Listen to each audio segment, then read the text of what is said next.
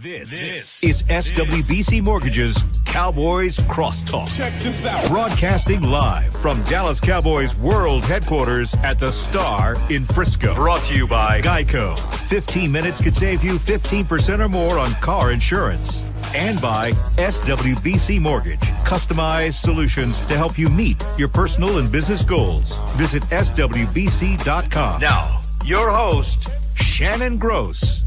Your host, Shannon Gross. It is Wednesday night, 7 p.m.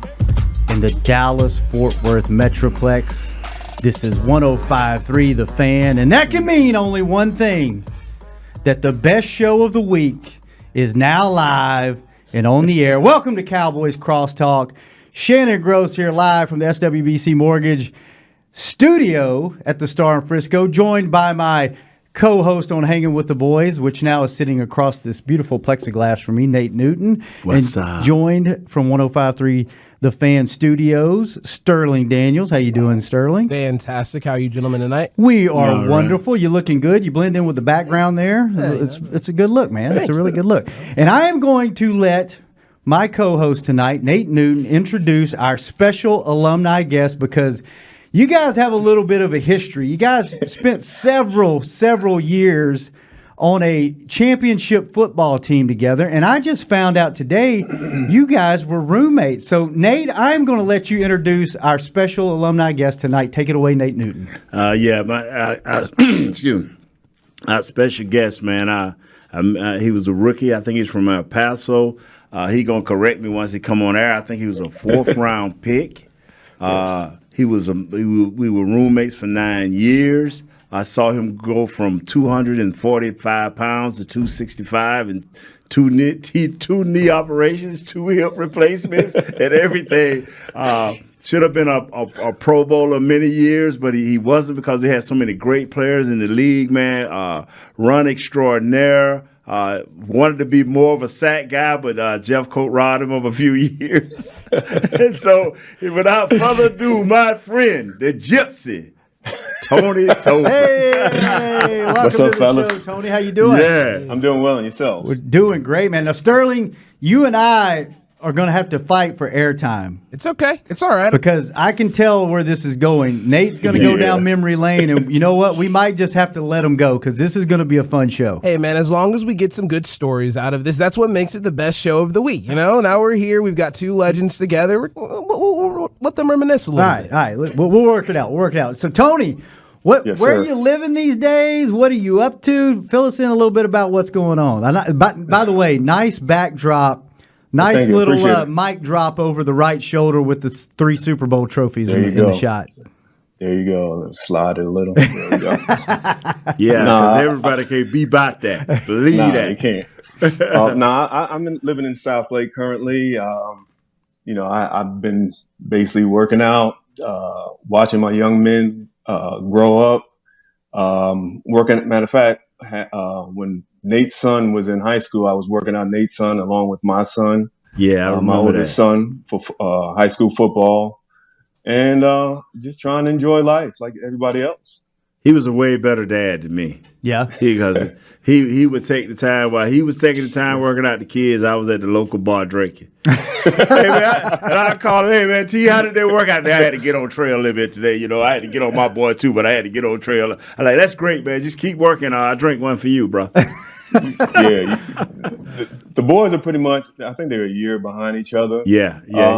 But they have the same qualities. And it's an easy connection since me and Nate, were roommates, etc. And so, that relationship was easy to translate into bringing up the boys and getting them some kind of workout background and getting them to understand what it takes to be a professional or whatever, your goals are for playing football. Now, when you guys say roommates, were you like training camp roommates, like road trip roommates, like real life? We were rolled home and rolled. Yes. During the training season. camp.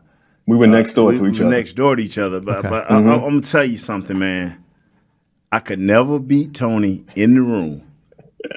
He always beat me in the room, and I could never get up early enough. Sure could. Man, what time would you used to wake up, T? Because I was like, I wake up like 7:30, 8 o'clock. He'd be gone out the room. He'd be gone, packed and gone.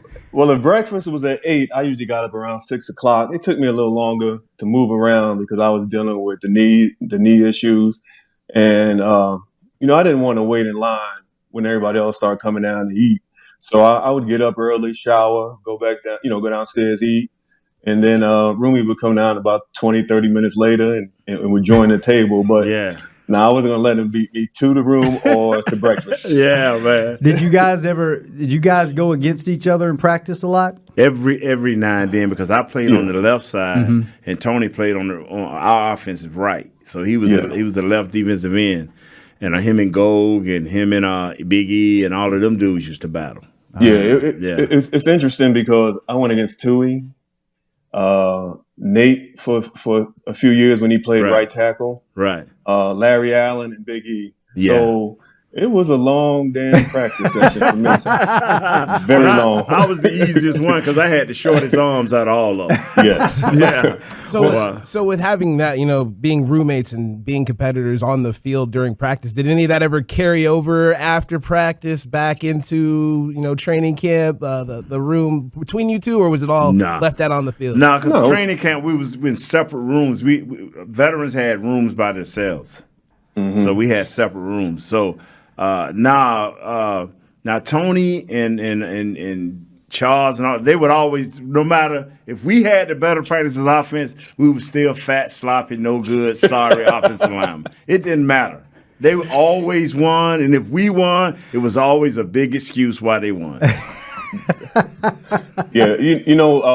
Going to be honest, when I practiced against the guys, the only person I really had a problem with was Big E, because Big E would get out of control every once in a while. Yeah. And Big E would like to try to smack me in the back of my neck, and I'm like, yo, big fella, we ain't going to do this today, homie. We're not going this route. So after a while, we kind of came to some agreement. We can either act ignorant together, or we're going to do what we need to do to practice and get off this field.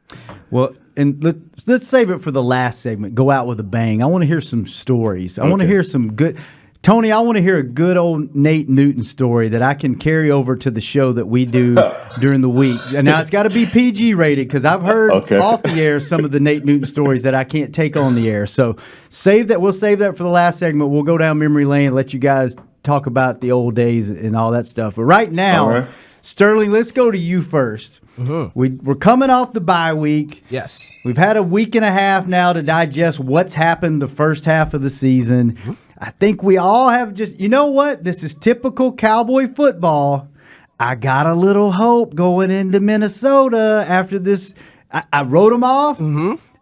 Pittsburgh, undefeated. They come in. They have a respectable showing. We're not going to bring up the word moral victory on this show because I don't want Nate coming across the table at me. Thank you, Shannon. But I have a little bit of hope. So where are you at on this team and what's happened so far this year? I do think the one thing I can really take from the game against the Steelers, even though it was a loss, I like the way that the defense seemed to finally start to mesh a little bit more. And that was what we weren't seeing before. It was a lot of the mental mistakes, and that's why people were getting burned. That's why you saw gaps not being filled. It's because of the mental mistakes.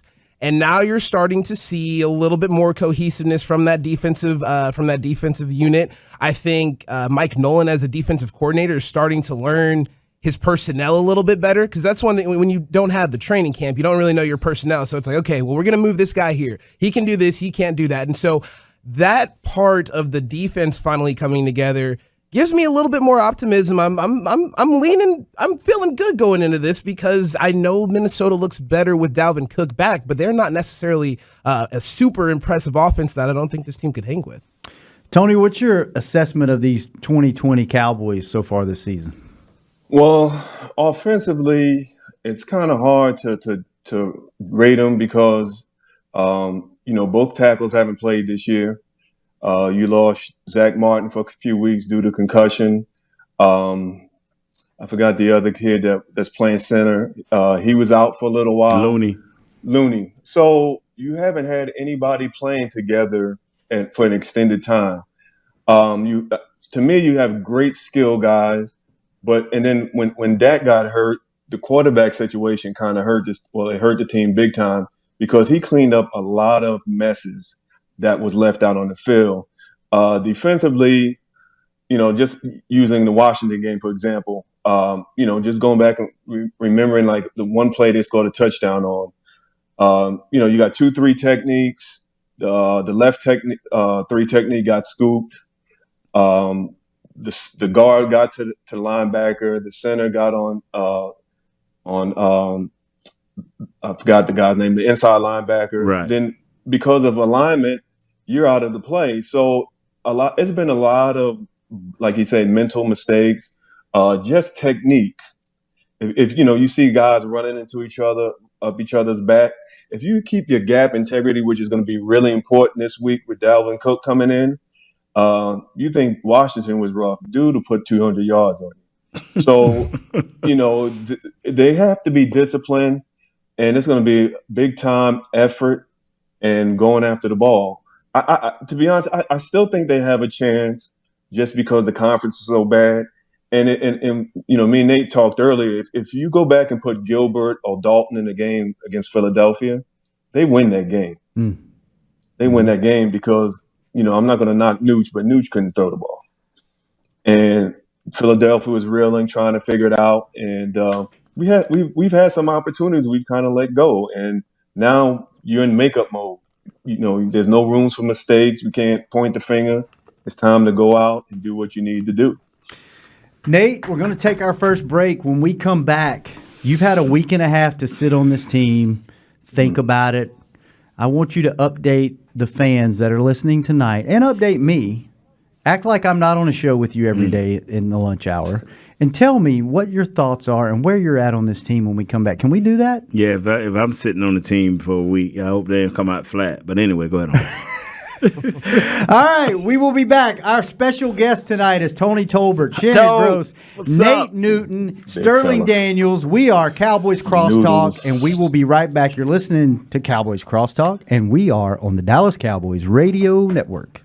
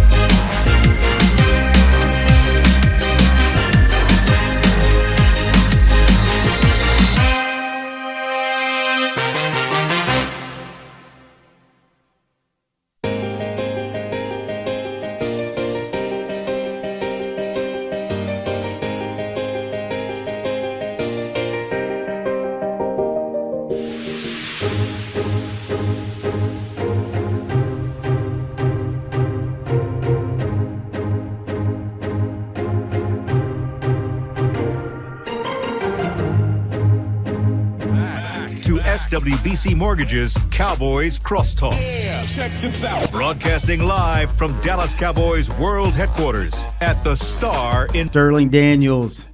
We are doing it live right now. And you know what? This is like the bonus show. We have two Cowboys legends on this show. Nate Newton, Tony Tolbert. It's like a 2-for-1 on Wednesday nights now. That's right. That's right. And Nate, did you know something? Did you know that at SWBC, customized solutions for individuals and businesses are just a click away? Where can I click? I need some more money. You need to go visit SWBC.com and you can learn more and you can start your next adventure now. Wow. Do it in the break. Don't do it now because I need your undivided attention because I want to know, Nate, you've had a week and a half to sit on this team. What are your thoughts right now? Man, I'm you know what? I wish I could answer. I answer that a little later. Tolbert, me and you talked about a certain running back, man, and we felt basically the same way. Tell them what you think about Zeke, because everybody know what I feel about Zeke. Oh, yeah. Very familiar. But tell this young man and the other young man that's listening about Ezekiel Elliott. Well, a lot of people think he has fallen off. I personally think he's still a pretty good running back. It's hard to gauge him now because of the offensive line situation. Now, if he comes out and he runs like this next year, there's some concern. This year, to me, he gets a pass because he's going to get the ball as much as anybody else in this league because they're going to take as much pressure off the quarterback. So if I'm a defensive coordinator from another team, my goal is to stop Zeke and force the quarterback to throw the ball. Well, the holes aren't there as much as they were before. So now there's added pressure for him to be successful. He's in his mind, he's turned the ball over a few times, so he's got that going on mentally. But dude is still a good running back, and I think when they figure this quarterback situation out and what they do best, you're going to see the best of Zeke. Sterling, a lot of people, like Tony said, a lot of people are down on Zeke this year. They're selling. They're wanting to see more of Tony Pollard. Tony Pollard, obviously, when he gets in there, takes advantage of his opportunities here lately. Where are you at on the running back situation? Well, one thing about Zeke, and I definitely think Tony hit on it, is when you're not having those running lanes at the beginning of your run, you're not going to be able to create things. So if he's making 1 yard, 2 yard gains, you got to look back and see, okay, well, how many people is he making miss in the backfield? How many people is he able to take with him from behind the backfield to get those 2 or 3 yards? So, yes, I have seen a lack of a burst at times from Zeke, but I don't think he's fallen off to that point. And another thing, too, when you're talking about replacing Zeke with Tony Pollard, one thing that Zeke does really well that Tony Pollard just does not have in his game right now is the pass protection. And if you take Zeke out of the field, especially with all the holes that you already have on the offensive line, you are going to kind of leave yourself a little bit more susceptible to some of these rushes that might come. And that's going to be the tough part with trying to figure out how you are going to go forward, because if you're only using Zeke in there as a blocker, well, how are you going to get him involved in the passing game as well? So it's going to have to be a little bit of a mix and match with the talent of Zeke and the talent of Tony Pollard. If you're able to use both of those correctly, then I think this is a great 1-2 combo. But I don't necessarily think Zeke has fallen off just yet. What's amazing about all of this is money has crushed Zeke. Whether it's right or not, we'll know next year and how the Cowboys do the thing. But, it's amazing that we paying a dude on defense too. And money has crushed him. And I'm talking about Jalen Smith. He's a third-year linebacker, got good speed, running around, can't cover very well, and sooner or later they'll figure that out like they figured out the pole. So sometimes the money just overwhelms people in the way they think. And you could even go as far as to say that about Tank.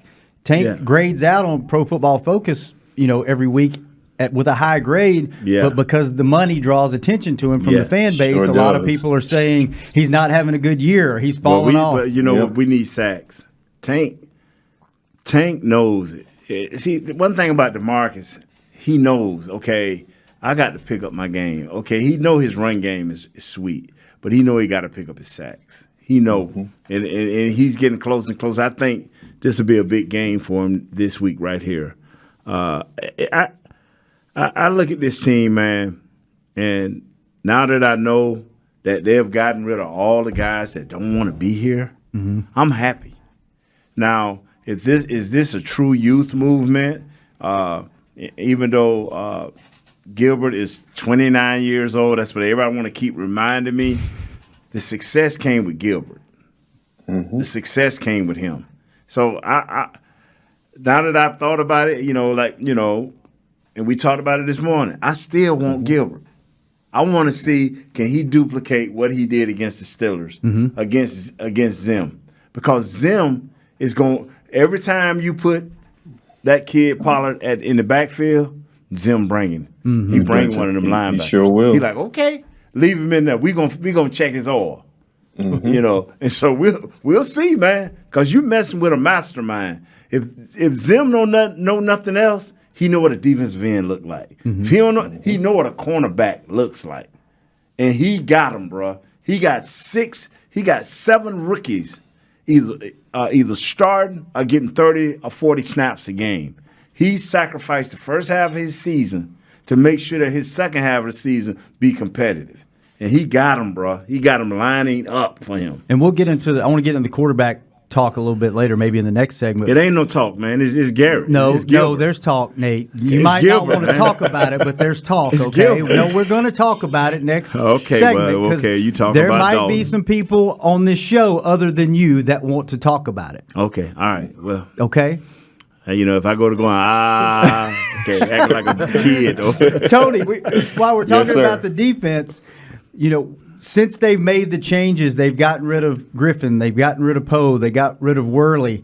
What have you seen that's different? Do you think that lit a spark under some of the guys and realized, okay, this is not going to be acceptable with this coaching regime? I've got to, what did it set an example? Is it just better players in there? Why did they look so much different? Well, first of all, I didn't, just listening to Nate, I didn't know that they had problems, not wanting to be around. So that was news to me. Number two, you got to, sometimes they play a 3-4, 4-3. They have to be comfortable. Alden Smith carried the team early in the year. He got some sacks, some big sacks. And now it looks like the guys are kind of catching up. When you don't have an off season, and you're not accustomed to working out on your own, it's hard because there's no, a lot of guys, like he said, the money, and maybe just the fact that, you're injured, you may not take it. The pressure of somebody yelling at you and looking at what you do is not there. So you may not train as hard. And so I think now they're probably simplified some of the things that they want to do scheme-wise, and now say, look, man, on defense, the good thing about playing defense, you line up, you do your assignment, and then you just go. And you don't hesitate. When you hesitate, you got to think about where my gap is and this. You're not going to be as effective as you are when you know what you got to do and go to the ball. And now, like Pittsburgh was I think Philadelphia helped, but Philadelphia's offense is terrible. But that was some carryover to Pittsburgh. And now, like he said, a week later, we're going to see if you're going to get your manhood tested this week, because Zim is like this. Kirk Cousins has struggled with the ball. He's turned the ball over a lot. If I got to make a choice to hand this ball off to Dalvin Cook 3 times in a row, punt 3 times in a row, punt, I'm not going to let this dude lose the game to me. And what they've been having trouble with is run defense. So it's going to be a real interesting Sunday.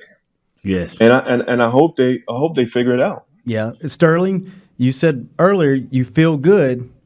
And like Tony said, the run game has been the big issue with this team up until this past week. They made those changes. They look a lot better.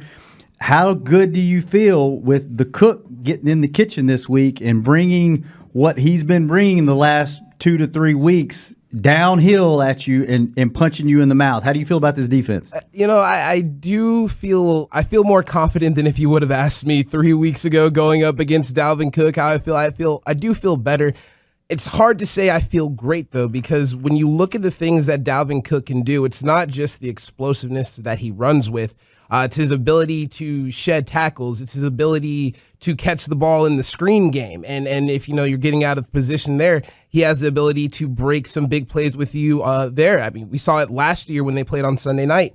Some of the biggest plays of the game were Dalvin Cook just taking the screen and going however many yards and changing the field position. So I do think that this team is in a better situation now that especially now coming off of the bye week, having an extra week to recover, extra week to know your assignments, know your preparations. But this isn't something where you're just, okay, well, we got it now. Let's go out there and do it. You're going to have to go out and making sure you're executing. It's not just about being in position when you're going up against a talent like Dalvin Cook. Not only do you have to get there, be in position, but you have to make sure that you are tackling him first time so he's not able to break 2-3 tackles and really get going and be a potential a threat to your defense. I was watching a film against the Bears, and he had 30 carries for only 92 yards, maybe 3.3 average. Mm-hmm. And I watched the film, and I watched him run. I remember one time they checked and was running to the weak side, but they brought they was running back to the guys with the less guys on the side of the field. They was running back to the bubble. But they blitzed off of that backside. I'm talking about a corner. Delvin took a step and saw that corner to the far right and cut back behind him instead of for a hit for a loss. He got a 2-yard gain. And I'm like, brother, that's elite. Mm-hmm. To be going to your left and to feel that pressure coming down off that right side and to cut back underneath it and still gain some yards, I'm saying to myself, do not fill your gaps this week, and you will see what the glory looks like. All right. We are going to take our next break. When we come back, I may have to put a muzzle on Nate to get this segment over with. I don't believe we'll talk about quarterback. But we're going to talk quarterback because, Nate, it is a topic. It is a hot topic, and I want to know what – only on America's team. Well, maybe so, but it's still a hot topic. So we're going to get into it. We're going to have some quarterback talk, and then we're going to get into a stroll down memory lane with our special guest, Tony Tolbert, Nate Newton, Shannon Gross. I'm not talking. Sterling. That is not true. You have never been able to not talk. Sterling Daniels. We will be back. This is Cowboys Crosstalk on the Dallas Cowboys Radio Network.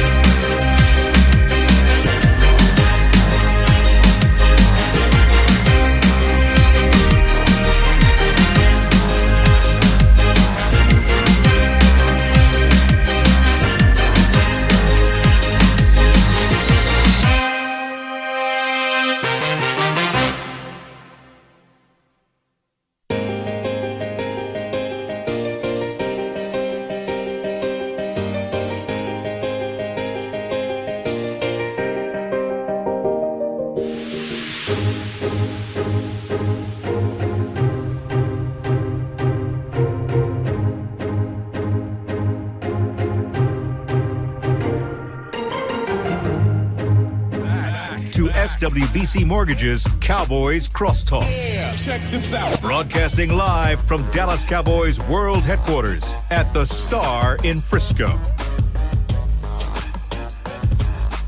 Welcome back to the show. Shannon Gross, Nate Newton holding it down here at the Star. Sterling Daniels holding it down at the flagship station 105.3. And our special guest tonight, Tony Tolbert, holding it down over in South Lake with his massive collection of silver, polished silver. Bless, that looks baby, so good bless. behind him. Back to it. Now, Nate, just sit there for a minute and listen, because I need to ask Sterling a question. Mm-hmm. Sterling. Shannon. Andy Dalton or Garrett Gilbert this week? Don't let Nate influence you. Don't let Nate influence you. I'm not going to let Nate influence me. I'm going to try my hardest. But I will say this. One thing about Garrett Gilbert that I loved seeing last week is he looked very comfortable and confident back there. Mm-hmm. And when you are going into a situation, especially with a depleted offensive line, you need to have that confidence. You need to let that carry over to the rest of your team to say, hey, we're not out of this. I've got this. Let's just go handle our business and take care of it, and we'll get it done.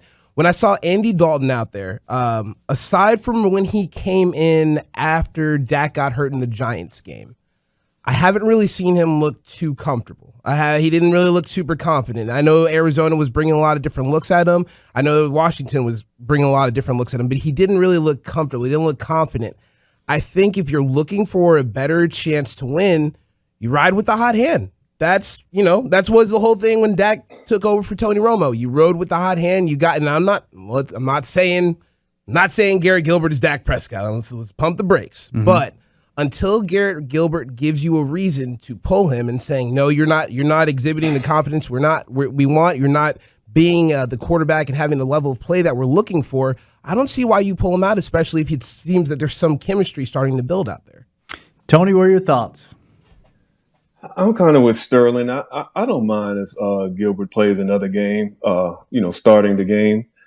I think if he can duplicate that success that he had against Pittsburgh, because Pittsburgh, you won't see another defense, maybe Baltimore, that has all these exotic blitzes and they come from different angles.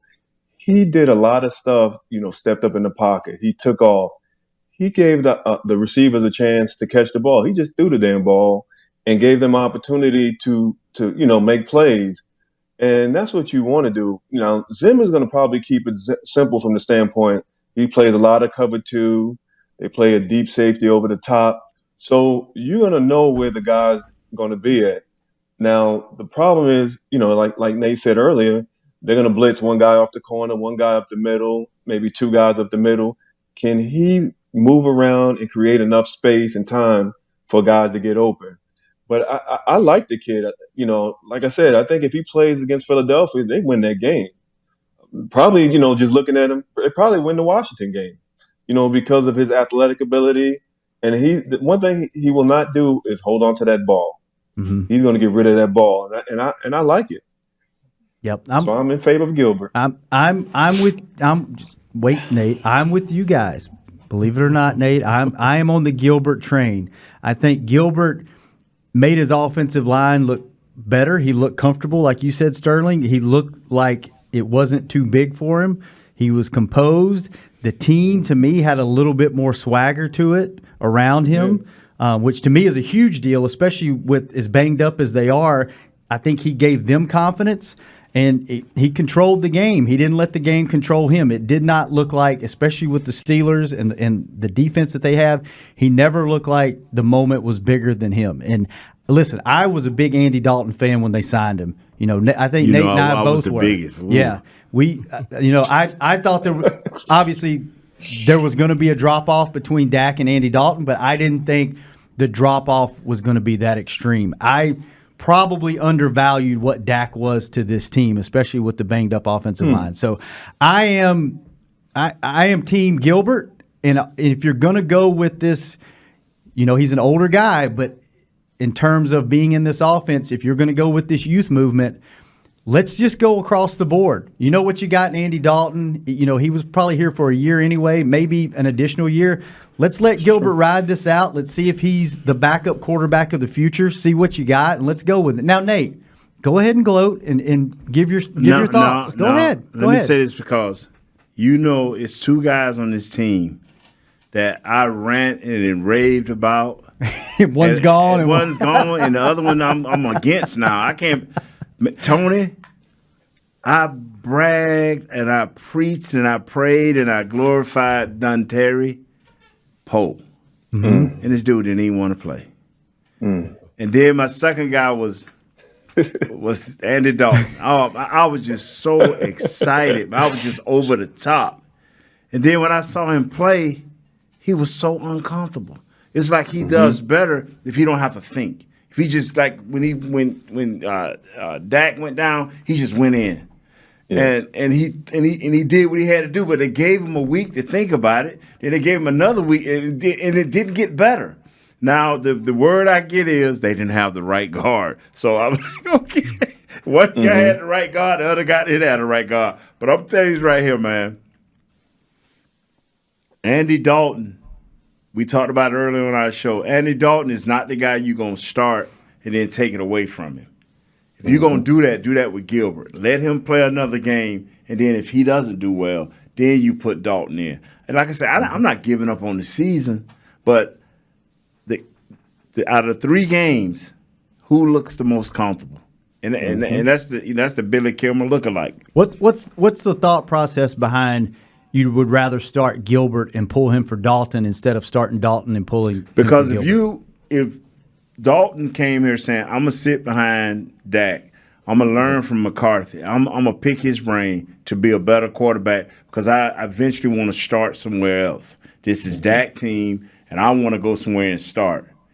If you start Andy Dalton, and things go haywire, and they pull him, it's 32 other scouts. And it's 31 other teams saying, he don't have it no more. So now he'll be scrambling just to be somebody's backup next year. Mm-hmm. Because believe it or not, teams will tell you, it didn't matter. Oh, bruh, don't get treated that way. To figure out that it does matter. Yeah. Mm-hmm. Offensive line, you brought the offensive line up, the right guard. How would you grade this offensive line so far this season? I'm giving them a C. I'm giving them a C, a C plus with great effort. A lot of these guys are not winning because they don't have experience.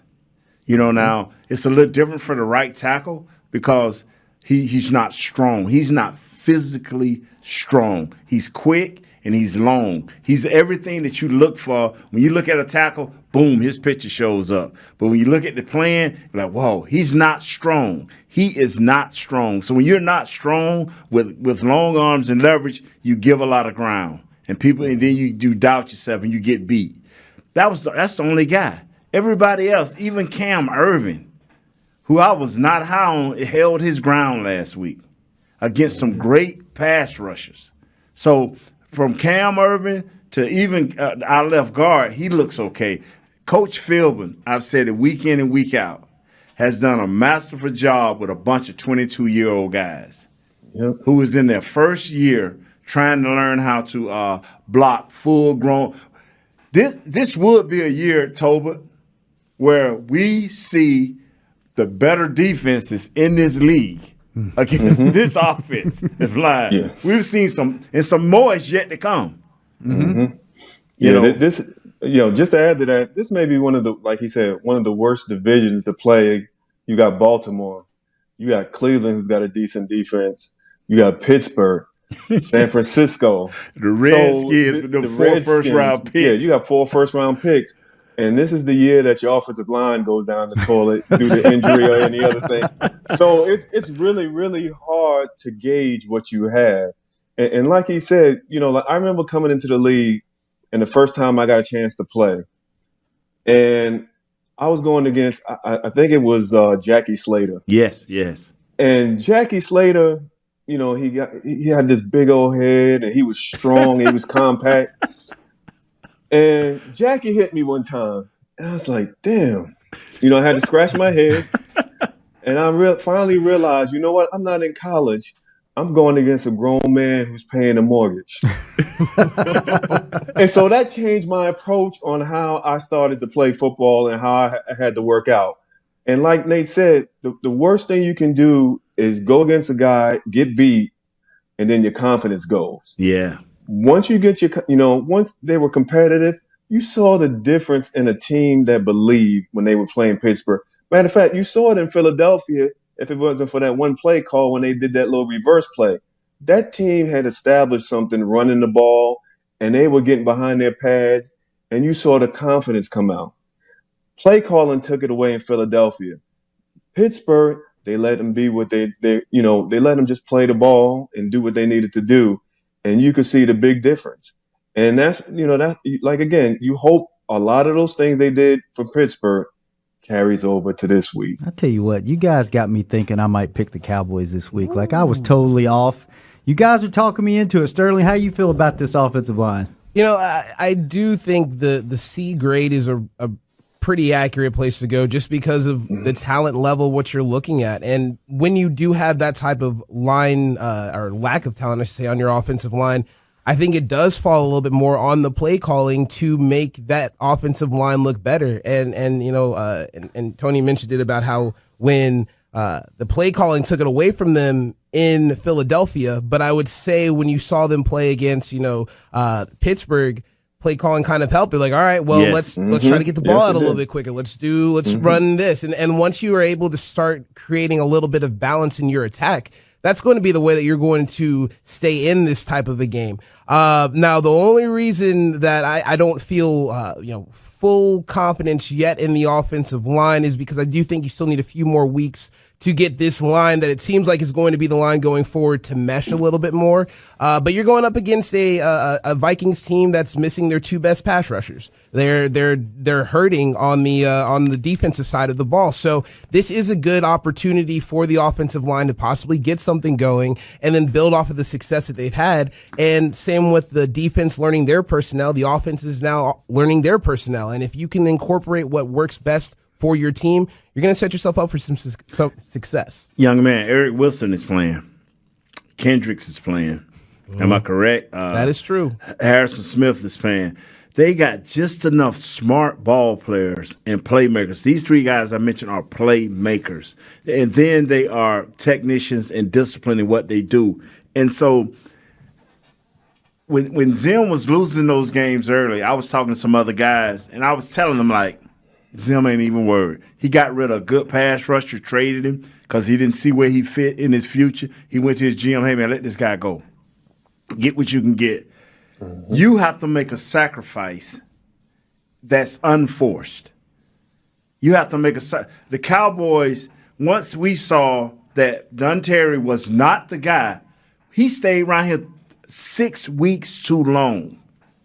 6 weeks too long. Everson Griffin, once you decided that you couldn't play standing up, you stayed 4 weeks too long. Mm-hmm. You have to make a sacrifice somewhere in your season. And I'm telling you, Jimmy Johnson, once he decided Tolbert is my defensive end, there was nobody else because he showed me. Once he decided to go with Pup Smith, it's over. You have to make decisions, man. Don't let a decision make you. A decision made us and hurt our defense, and now we're sitting here 8 weeks in, 9 weeks in, talking about guys, hey, man, they look better. They look good. If we were to sacrifice 4 or 5 games 8 weeks ago, guess where we would be now? And I'm not saying we would be have 2 more wins or 3 more wins, but we'll be talking about this team in a different way. Let's take our last break. When we come back, let's stroll down memory lane. Good old story time with Nate Newton, Tony Tolbert. Sterling, think of a question you can ask Tony. Maybe if Nate will let you. The Game of Thrones, he going to tell us, Tolbert, because you know this is a little midget guy. I mean, he's a little guy that was he thinks I look like Tyrion I'm Lannister. sorry. I take that back. He was vertically challenged. Yes, Excuse me. I take small that. person. Yeah, he's Thank small you for person. correcting yourself, Nate. We'll take I our don't want to be last taken off the air. Last break. When we come back, you're listening to Cowboys Crosstalk on the Dallas Cowboys Radio Network.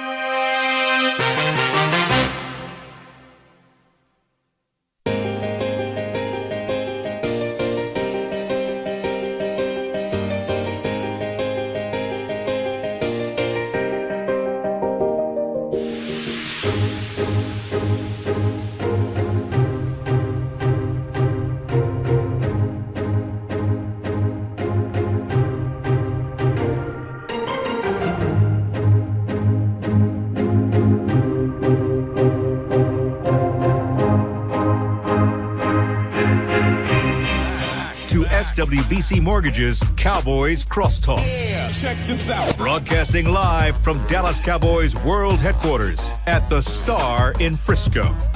Nate Newton in studio with me in the SWBC Mortgage Studio, and very special guest, Tony Tolbert, SWBC Mortgage, these guys right here, the customized solutions to help you meet your personal and business goals. Do like Nate did during the break and visit swbc.com for more, and you might even be able to start an adventure. And speaking of adventures, before we get to you, Nate and Tony, I'm very interested to hear stories from you. Sterling, would you like to ask our distinguished guest, Tony, a question? I do. I would like to ask sir, a Sterling. question. And I want to know, because when you first got here to the Cowboys, not necessarily the best of situations record-wise. It wasn't quite the successful team, but at some point there within the next few seasons, you guys changed into a championship team that would go on a run. Was there a moment that you started to notice in the locker room or within yourself or within the team that it was like, you know what, this is a team here that we're going to be able to compete for a championship, and this is going to be the new caliber that we're going to have to hold our standards to? Ooh. Well, I could tell you this. The first year, we were 1-15. Yeah. And when I got drafted, I was in the defensive meeting room with Ed Jones, Jim Jeffcoat, I think Mark Whalen, Danny Noonan. And in that D-line meeting room, Jimmy was slowly cutting some of these guys. And I was sitting and I was like, okay, what the hell is going to happen here? In the middle of the year, he traded Herschel. Now, at the time, Troy was getting the crap beat out of him. Herschel was basically our only offense. And when Herschel left, I was like, I don't know what the hell we're going to do. So we accumulated all these picks, and we drafted Emmett, some of the other guys the second year. I think we played maybe Arizona or Tampa Bay back-to-back, like twice within 3 weeks. Mm-hmm. We won 2 out of those games. We beat Tampa Bay twice. And the guys started to come together. We started getting guys off of waivers, and we started, some of the young guys were starting to play, and we could see, like, through the experience, basically baptism by fire, we could see some of the guys, we were, instead of losing games the way we did my 1-15 year, we were starting to lose games, differently, but it was closer. We had closed the gap within a year. And so I'm sitting here and I'm thinking to myself, we got a chance. I didn't know it was going to turn out, 3 Super Bowls in 4 years, that kind of chance. And I'm thankful for it. But you can see the team starting to change. And then what's interesting, a lot of people don't know, when we won 15, and they could tell you this, we play Sunday or Monday. Well, we wasn't on Monday. We play Sunday. Yeah, we'd have right guys. back then. We have 30 guys or 40 guys outside the window working out on a Tuesday, Monday or Tuesday. He would sign 3 or 4 of those guys.